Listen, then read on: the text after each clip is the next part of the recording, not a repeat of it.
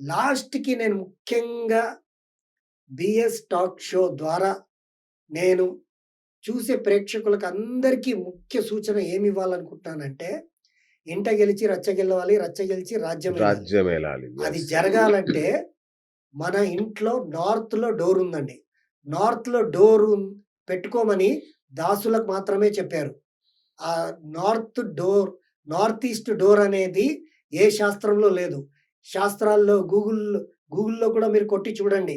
North east door అనేది భయ, ఆందోళనలకు గురి చేస్తది.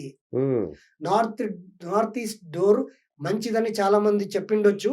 కానీ నేను ఈ షో మాధ్యంగా నేను చెప్తున్నాను. నా ఒక్కడి వాక్కు కాదు. మా గురుదేవతలందరూ కూడా చెప్పినటువంటి వాక్కు. నార్త్, ఈస్ట్, సౌత్, వెస్ట్‌లో మాత్రమే డోర్స్ ఉండాలి. సరే అయ్యా పంతులు గారు. ఓకే. మేము ఆర్కిటెక్ట్ చెప్పినట్టుగానే నార్త్ ఈస్ట్‌లో పెట్టుకున్నాము. అవును. ఇప్పుడు పగలగొట్టి తీసుకొచ్చి ఇక్కడ ఎట్లా పెట్టాలి?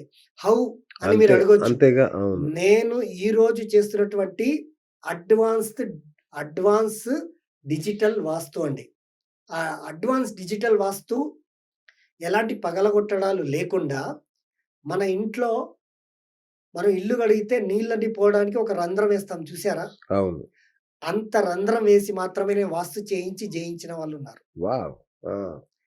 నేను వాస్తు ఎలా చేస్తానంటే, మీరు ఇల్లు కొనడానికి వెళ్ళినప్పుడు, ఆ ఇల్లు అనేది దాని ప్లానింగ్ ఇస్తాడు అవును. ఆర్కిటెక్ట్. అవును.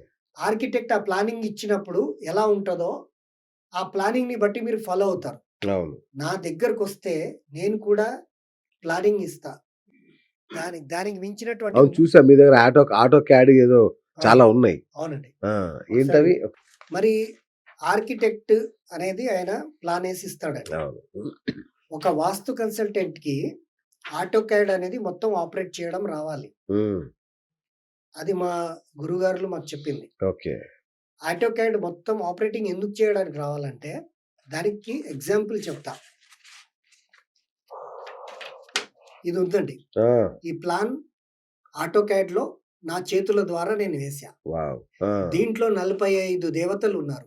మధ్యలో బ్రహ్మ ఉన్నాడు. అవును. తర్వాత 32 ఎంట్రీలున్నాయి.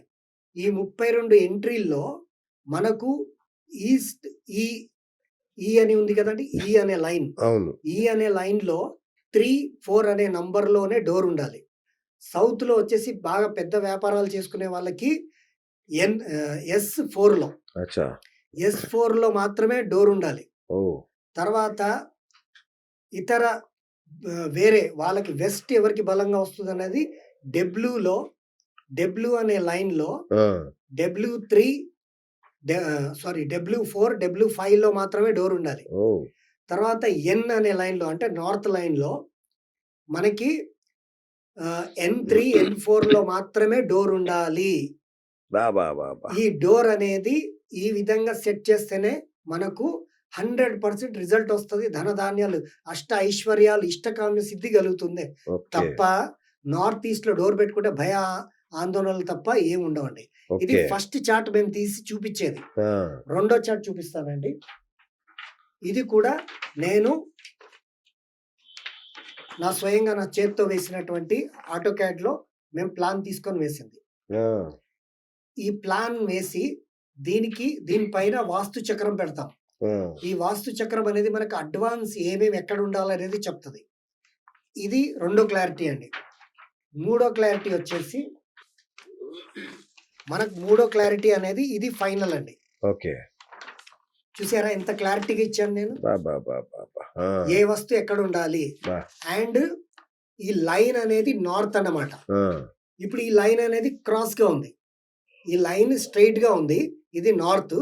ఈ లైన్ క్రాస్‌గా ఉంది. అవును. ఆ క్రాస్‌గా ఎందుకయిందంటే ఆ బిల్డింగ్ అంతా తిరిగిందన్నమాట. అచ్చచ్చచ్చ! ఓకే. మేము అప్పట్లో కంపాస్ తోటి చూసేవాళ్ళం. కానీ ఇప్పుడు గూగుల్ ఎర్త్ ద్వారా మేము కరెక్ట్‌గా మెజర్ చేస్తేనే ఇది ఇంత పిన్ పాయింట్‌గా వస్తది. ఓకే. కాబట్టి ఇంత సబ్జెక్ట్ ఇప్పుడు ఆ! మనం చూసి ఈ విధంగా ల్యాప్‌టాప్‌లో మనం చేస్తేనే వర్క్ చేస్తేనే వాస్తు అనేది జయించొచ్చే తప్ప హ్మ్. ఒక బుక్ చూసొచ్చి అక్కడ ఆగ్నేయం వచ్చింది. ఆగ్నేయంలో డ్రమ్ము పెట్టకండి హ్మ్. అనంటే వాస్తు అయిపోదండి. ఓకే. నేను దీని వెనకాల ఎన్నో సంవత్సరాలు కష్టపడ్డాను. వావ్! నేను సోషలైజ్ అవ్వకపోవడానికి కారణం ఏంటంటే, ఆ! నా పైన నాకు గట్టి నమ్మకం రావాలి. ఓకే. నేను అన్నిటికి సమాధానం చెప్పగలగాలి రైట్. అన్న రోజే నేను సోషలైజ్ అవుదామని అనుకున్నా. అది వావ్! మర్చిపోయా. కానీ మాకు బెస్ట్ ఒక తెలిసిన వాళ్ళున్నారు. జర్నలిస్ట్‌గానే ఉన్నారు. ఆ మేడం గురించి నేను పర్మిషన్ తీసుకోలేదు కాబట్టి మేడం పేరు రైట్. చెప్పను. ఓకే. ఆ మేడం దగ్గరికి నేనెళ్ళినప్పుడు, ఆమె జాతకం చెప్పినప్పుడు, ఆమె జర్నలిస్ట్ అన్నమాట. హ్మ్. ఆమె నాకు సజెస్ట్ చేశారు. "పంతులు గారు మీకింత అనుభవం ఉంది గదా! మీరు" నేనెంతో మందిని అడిగానండి. నా జాతకాన్ని మీరు ఉన్నది ఉన్నట్టుగా యాజ్ ఇట్ ఈస్‌గా చెప్పేశారు. ఓకే. నాకు చాలా బాగా కరెక్ట్ అనిపిచ్చింది. కాబట్టి మీరు సోషలైజ్ అవ్వండి. హ్మ్. మీరు సోషలైజ్ అవ్వండి. మీరు ఎట్లా చెప్పాలో అవన్నీ కూడా చూసుకోండి. మీకే కాదు నలుగురికి మంచి మేలు చేసిన వాళ్ళవుతారు. కరెక్ట్.